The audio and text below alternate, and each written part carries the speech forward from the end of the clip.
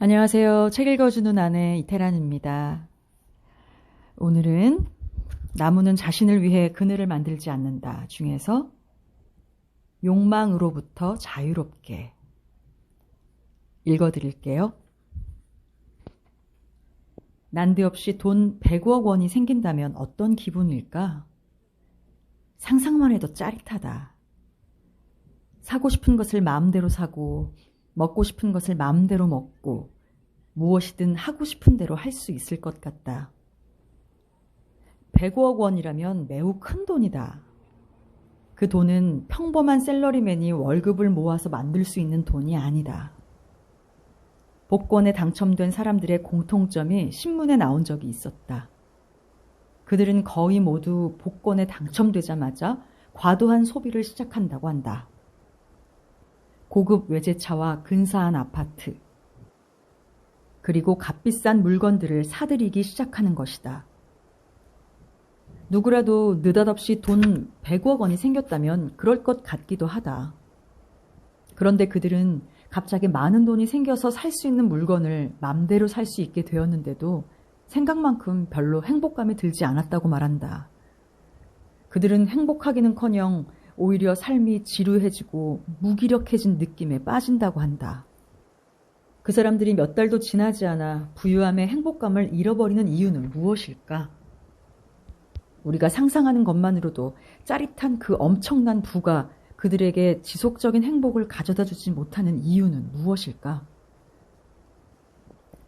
그것은 겉보기에는 그럴듯해 보이지만 결국 고급 차와 고급 아파트가 우리를 만족으로 이끌어주는 꿈의 완성이 아니기 때문이다. 어리석게도 우리는 그것을 손에 쥐고 난 후에야 자신이 욕망했던 것이 자신의 행복과는 전혀 다르다는 것을 알게 된다. 돈 100억 원을 모으는 아주 쉽고 간단한 방법이 있다. 그것은 100억 원에 대한 욕심을 버리는 것이다. 내가 탐하지 않는 물건은 세상이 그 물건에 아무리 많은 가치를 매겨도 내게는 무용지물이다. 고려청자를 두고 세상이 10억이니 20억이니 가격을 매겨도 내게는 그저 평범한 물병으로 생각된다면 그것은 그냥 물병일 뿐이다. 평범한 물병을 사겠다고 10년씩 20년씩 허리끈을 졸라매고 저축을 하는 바보는 없을 것이다. 모아서 얻는 것과 버려서 얻는 것, 어느 것이 더 쉬울까? 버리면 오히려 얻게 된다. 내 마음속에서 고급 아파트를 버리면 그만큼의 돈을 내가 저축하는 것이고, 내 마음속에서 고급 승용차를 버리면 또 그만큼의 돈이 생겨난다. 욕망을 비우는 만큼 우리에겐 그만큼의 기회비용이 생겨나는 것이다. 그런데 버리면 얻는다는 것을 안다고 해도 무엇인가를 버리는 일은 여전히 쉽지 않다.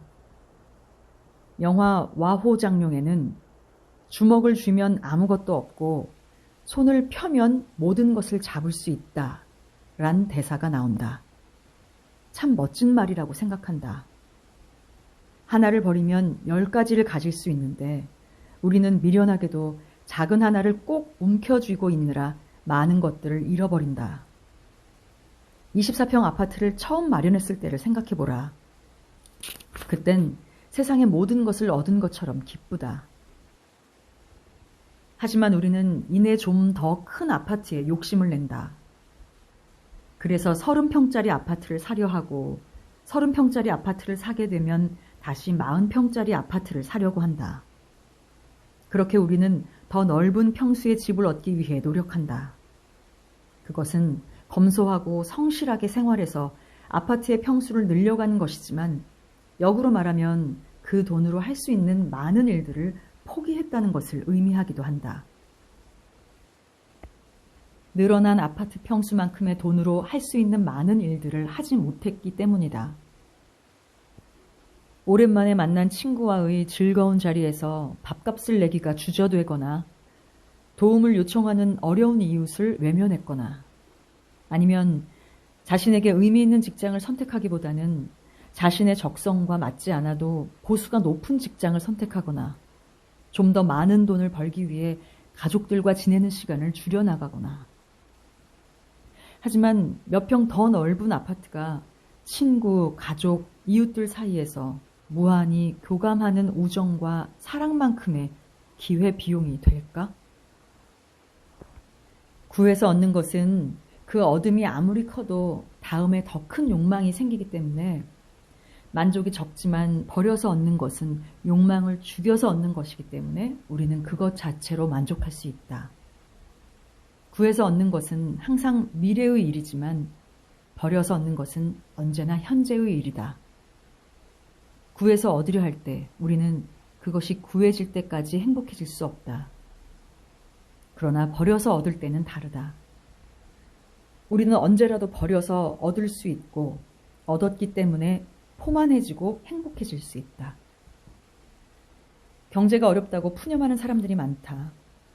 작년보다 살기가 더 힘들다고 한탄한다. 지난 날을 그리워하는 사람들이 많아진다. 그렇지만 경제 사정이 좋았던 시절에도 행복해하던 사람은 그다지 많지 않았다. 결국 우리는 습관처럼 현재를 불평한다. 우리는 늘 현재의 행복을 느끼지 못하다가 지나간 다음에야 지나가 버린 현재를 아쉬워한다. 내가 남보다 덜 가졌다고 실망하지 말고 내가 남보다 더 가지고 있는 것이 무엇인지 생각해 보아야 한다. 내가 다른 사람들보다 적게 먹고 있는 것이 아닌가 하고 걱정할 것이 아니라 내가 너무 많이 먹고 있는 것이 아닌가 하고 주위를 둘러보아야 한다. 그것이 훨씬 행복한 생각이다.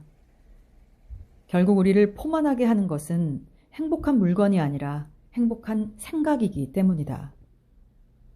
작은 배에 너무 큰 돛을 달면 그 배는 결국 뒤집히고 만다. 너무 작은 상에 너무 많은 음식을 올려놓아도 마찬가지이다. 너무 큰 감투, 너무 많은 돈, 너무 높은 인기 등이 나쁘다고 할 수는 없지만 스스로 경계해야 할 일들이다. 몸에 맞는 옷이 가장 편한 법이고 그것이 곧 행복이다. 나의 왕관은 머리에 있지 않고 나의 가슴 속에 있도다.